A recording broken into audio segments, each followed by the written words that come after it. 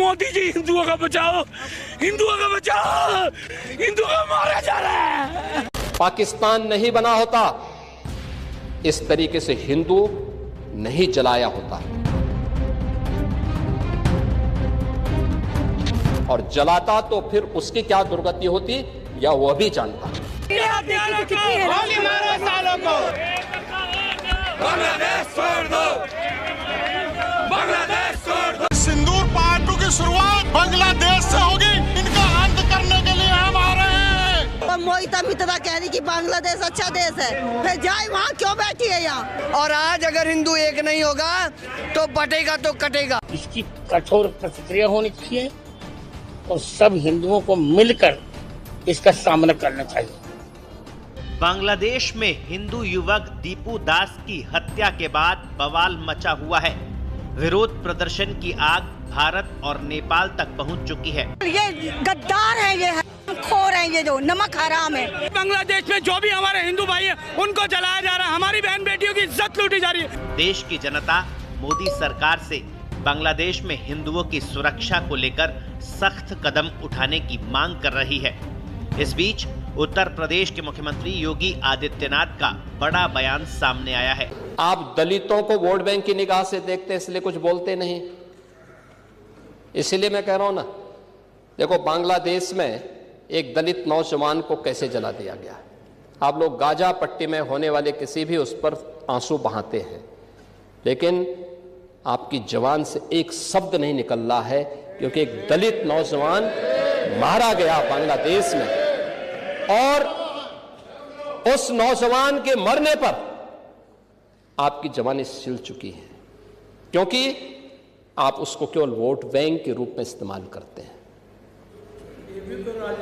ये राजनीति नहीं है पांडे जी, ये राजनीति नहीं है, ये वो सच्चाई है जो आपकी तुष्टीकरण की नीति है, जिसके कारण बांग्लादेश बना है। अगर बांग्लादेश पाकिस्तान नहीं बना होता, इस तरीके से हिंदू नहीं जलाया होता, और जलाता तो फिर उसकी क्या दुर्गति होती या वह भी जानता। ये सुरक्षा की गारंटी, वहां मारे जा रहे हैं हिंदू, आप लोग नहीं बोलेंगे। एक कैंडल मार्च निकाल के चलते हैं गांजा के मुद्दे को लेकर के, लेकिन पाकिस्तान और बांग्लादेश में हिंदू मारा जाता है तो आपके मुंह बंद हो जाते हैं, क्योंकि मरने वाला हिंदू है, दलित है, आप बोलेंगे नहीं। और यही सच्चाई है।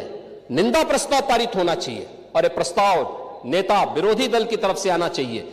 इस घटना की हम भर्त्सना करते हैं, और बांग्लादेश सरकार को इस बात की चेतावनी देता हूं, और इसीलिए हम कह रहे हैं, नोट करना, ये चीजें होनी चाहिए, और हमारा भी प्रयास होना चाहिए।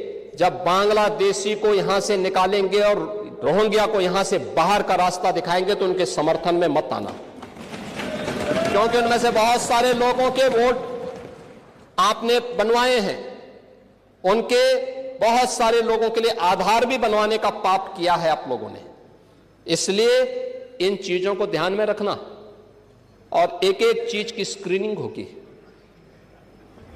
बहुत प्रभावी कार्रवाई करेंगे।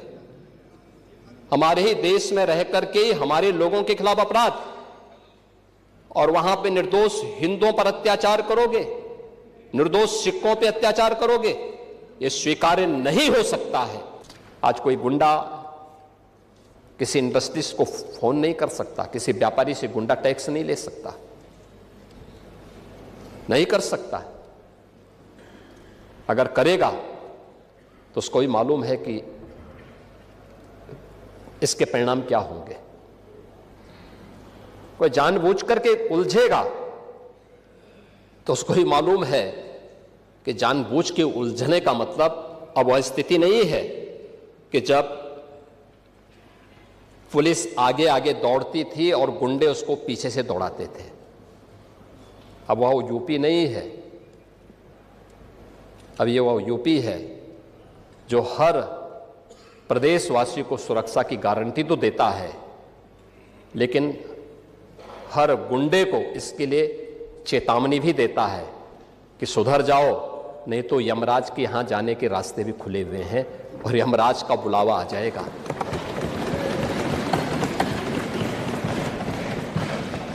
आपके समय में था कि यानी जाति के नाम पे बांटो, भाषा और क्षेत्र के नाम पे लड़ाओ, तुष्टीकरण को बढ़ाओ, अराजकता और वैमनस्यता पैदा करो, यही तो कर रहे थे।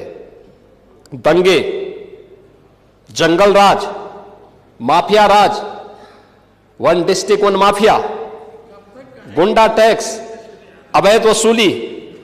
अभी तो मैंने शुरुआत की, ये तो अभी शुरुआत है। सत्ता के संरक्षण में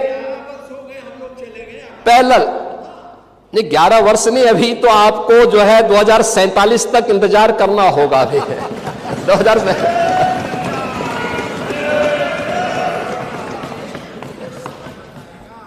चाहे जो कहिए।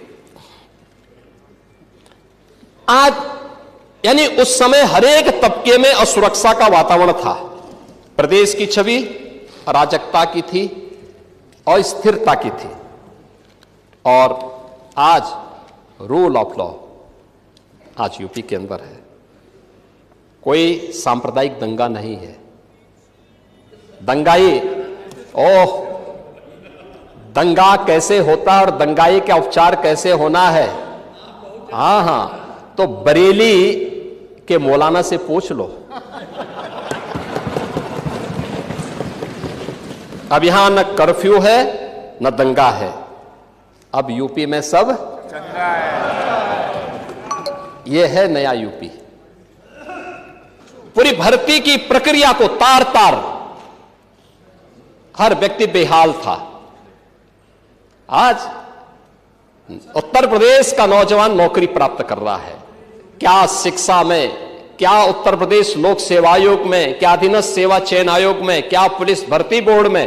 और भर्ती की इस प्रक्रिया को ही पारदर्शी बनाने के लिए हम लोगों ने हरेक स्तर पर उस प्रकार के तंत्र को विकसित किया है। और इसीलिए शिक्षा आयोग में भी उत्तर प्रदेश के रिटायर्ड डीजीपी को बिठाया है कि जैसे माफिया की कमर तोड़ी गई है, नकल माफिया की कमर को भी वहां बैठ करके ऐसे तोड़ना है।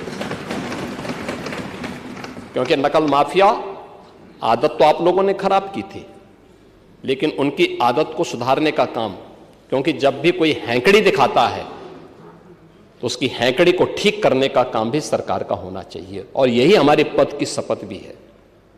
एक सज्जन को सुरक्षा, लेकिन दुर्जन को ठिकाना लगाने का काम। परित्राणाय साधूनाम विनाशाय च दुष्कृताम, यही तो है। और इसी के लिए बैठे हैं, भजन करने के लिए थोड़ा बैठे हैं।